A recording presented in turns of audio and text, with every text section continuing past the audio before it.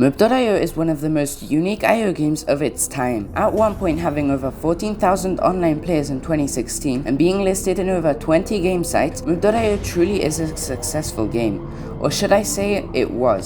After the year 2020, the game slowly started declining in players, and after 2022 there was practically nobody playing it. As of today there are about 200 players online, so what caused this once beloved game to be one of the most hated IO games of 2024? It's November 3rd, 2016, and a Canadian game developer by the name of Clickstan releases a game called Mopeio to the public. The game starts you off as a small animal and you progress to larger ones as you level up, which was decent gameplay for its time. And just about a month after the game's release, it hit its peak online player base. This was due to a lot of well-known YouTubers playing and showing the game around. I'm a bear! I'm a beautiful bear!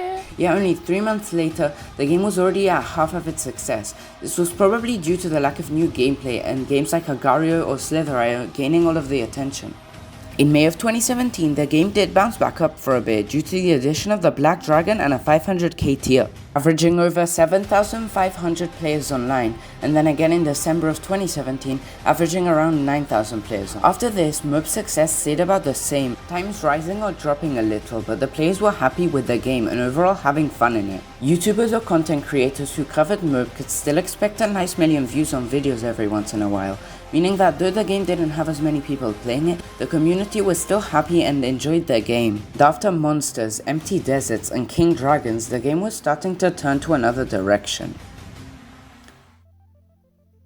7th December 2019, a video was released on the official channel with the title Mopeio Golden Age, trailer #1.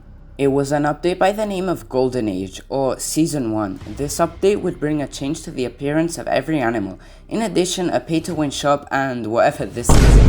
This made most of the players mad or frustrated with the developers who spent 6 or more months making a mid and overhyped update instead of a good update or feature. Though there were some cool things like the Bigfoot and Snowman, one problem though, both of these animals required you to spend Mope coins, which are a pain in the ass to acquire. Overall, it looked like Mope was trying to milk the game dry while it still had players, knowing the game was slowly decreasing in popularity. Though to everyone's surprise, this update actually made the game stop losing players, and it looked like it was finally its time to shine again. In September of 2020, Mopeio was sold to a company by the name of Addicting Games for over 7 figures, meaning above $1 million. So this was a good thing, right? Now the game could expand its player base and have better servers. Wrong. Of course, this company had no plans to expand Mope. Its goal was to expand itself, which I guess worked since if you look at their most viewed videos, it's all Mope related content. Anyways, shortly after the game was bought, it was announced that Season 2 would be arriving. This, of course, would add almost 0 new features, just a reskin of every animal and a bunch of new skins. Cause that worked so great last time, didn't it? But it looks like this time the community was just not having it.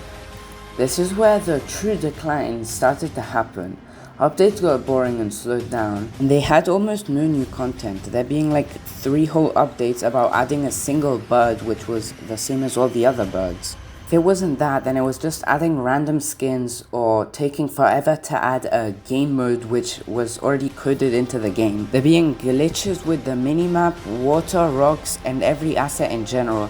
The game was just a huge glitch fest. It literally looked like they were doing it on purpose, not gonna lie. Yes, it took this amazing company a whole year to release a game mode which was coded into the game. They even added a new UI which personally I liked, but nobody else liked it one bit.